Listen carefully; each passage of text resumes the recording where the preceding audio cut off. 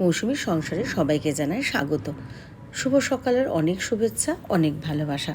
আশা করি তোমরা সবাই ভালো আছো। আজকে শনিবার, ব্লগটা অনেক দেরি করে শুরু করেছি। শনিবার সকালবেলায় ঋষির পড়া থাকে, তো ও পড়তে গেছে আর আমি এদিকে ওর জন্য একটু ডাল আর ভাত, একটু পাঁপড় ভাজা রেডি করে নিচ্ছি। কারণ এখন তো একটু দেরি করেই মানে ও পড়ে আসে হচ্ছে 8:30 পৌনে 9টা। তো তাহলে এসে সেই টাইমে হাত পা ধুয়ে একটু গল্প করে ওর খাওয়ার টাইমটা ঠিকঠাক এসে যাবে। তো ওই জন্য ভাবলাম যে আজকে তাড়াতাড়ি করে রান্নাবান্না সকালবেলা করে নিই। আর ওই জন্য সকালবেলার থেকে আজকে ওই চা খাওয়া ওইগুলো আর ব্লগে নিতে পারিনি। তো আমি ঋষির খাবারটা রেডি করে নিচ্ছি। এবারে দুপুরবেলাও একটু রান্না করব, দুদিন ধরে একটা রান্না করব ভাবছি, কিন্তু আর রান্নাটা করা হচ্ছে না। তো এই ফুলকপিটা সেদিনকে বাপের বাড়ির থেকে দিয়ে পাঠিয়েছিল মেয়ের সাথে, আর এটাকে রান্নাই করা হয়নি। তো ভাবলাম দেখো এমনি নরম হয়ে গেছে, একদম টাটকা ফুলকপিটা ছিল। তো ভাবলাম ঠিক আছে, চলো আজকে ফুলকপিটা দিয়ে কিছু একটা রান্না করি।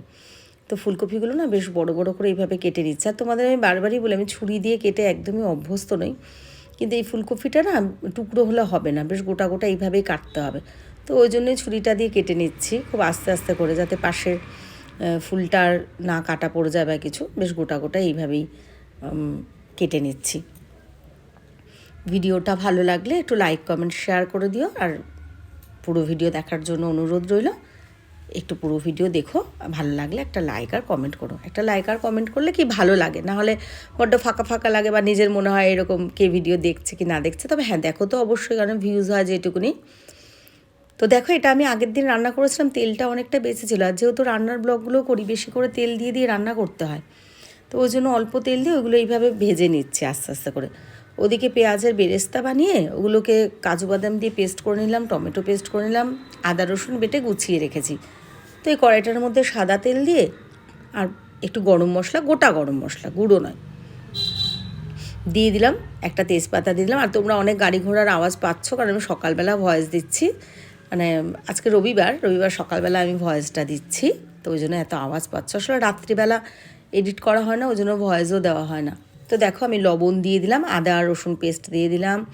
এরপরে সব এক এক করে মশলা দিয়ে দেবো। হলুদ দিয়ে দিলাম।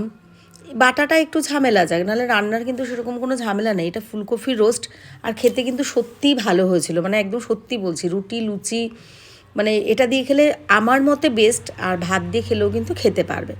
কাশ্মীরি লঙ্কার গুঁড়ো দিয়ে দিলাম। হ্যাঁ, তবে যেহেতু আমরা ঝালটা একটু কম খাই, একটু সবসময় দেখবে আমাদের রান্নায় ঝালটা, এটা তো আর শুধু রান্নার ব্লগ নয়, আমাদের পরিবারের আমরা যেটা খাই, আমার ছেলে মেয়ে খাই, আমি সেইভাবেই রান্নাটা করি ওই জন্য। আর যদি আমার কখনও খেতে ইচ্ছা হয়, আমি কাঁচা লঙ্কা একটু চাবিয়ে খাই, যদিও আমিও ঝাল খুব একটা খাই না। দেখো কি ভালো কালারটা এসে গেছে। এরপরে টমেটো পেস্টখানা দিয়ে দিলাম।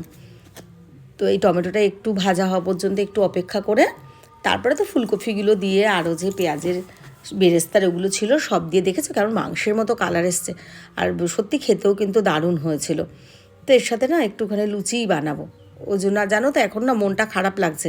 মেয়ে যখন আসে তখন ওর জন্য এরকমভাবে হাতে বানিয়ে খাবার খুব কমই দিতে পারে, কারণ ঋষি আর ও দুজনে ভাই বোন তো, মানে আমাদেরও ছোটোবেলায় মনে পড়ে, আমরাও ভাই বোনের হিংসুটিপানা করতাম। এই ওর খাতায় দাগ দিয়ে দেবে, ওর বইয়ে দাগ দিয়ে দেবে, ওর যেটা লাগবে ওর সেটা লাগবে। আর আমাদের সময় তাও একরকম বন্ডিং ছিল। আর এখন তো জানো এরা যা বিচ্ছু, তো আর কি করব, ওই সব করে বেড়ায়। মা মা করে মেয়েটা, আর ঋষি বলে আমি কিছু করিনি। তো এটা বানাতে বানাতে না যখন মনটা খারাপ লাগছে মেয়ের জন্য। তো এবার ভেবেছি মেয়ে যেদিন আসবে, আজকে রবিবার, হয়তো সোমবারই ওকে নিয়ে আসবো, কারণ আজকে নাচের ক্লাস আছে, আবার সোমবার একটু প্র্যাকটিস করাবো, নিয়ে আসবো ভাবছি। তো আগের থেকেই ঋষিকে বলেছি যে আর ওকে বিরক্ত করবি না, আমি ওকে একটু এরকম লুচি টুচি বানিয়ে দেবো। তো যাই হোক, ঋষি ওদিকে একটু পড়াশোনা করছে, বই খাতাগুলো গুছিয়ে নিচ্ছে। ঋষির তো সংস্কৃত পড়া আছে আজকে 7টা থেকে, তো ওই জন্য পড়তে যাবে।